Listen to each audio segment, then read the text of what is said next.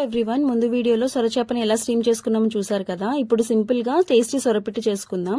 వేడిగా ఉన్నప్పుడే స్కిన్ తీసేసి ముక్కలన్నింటినీ మెదుపుకొని 2 చేతులతో గట్టిగా పిండుకోవాలి. అసలు వాటర్ లేకుండా పొడి పొడిగా రావాలన్నమాట. ఇదైతే నా వల్ల కాలేదు, నా ఫ్రెండ్ శివ హెల్ప్ చేసింది. దీనికి ఫ్రెష్ గా నూరుకున్న అల్లం వెల్లుల్లి పేస్ట్ అయితే చాలా బాగుంటుంది. వేరే ఏం మసాలాలు వేయమన్నమాట. ఆ మెదుపుకున్న సొరపిట్టులో సరిపడా ఉప్పు, కారం, పసుపు, కొద్దిగా అల్లం వెల్లుల్లి పేస్ట్ వేసి బాగా కలుపుకొని పక్కన పెట్టుకోవాలి. ఇప్పుడు పాన్ లో కొంచెం ఎక్కువగా ఆయిల్ వేసుకుని కాగాక ఒక ఉల్లిపాయ ముక్కలు వేసి కాస్త వేయించి మిగిలిన అల్లం వెల్లుల్లి పేస్ట్, ఘాటుగా ఉన్న 10-15 పచ్చిమిర్చి ముక్కలు వేసుకోవాలి.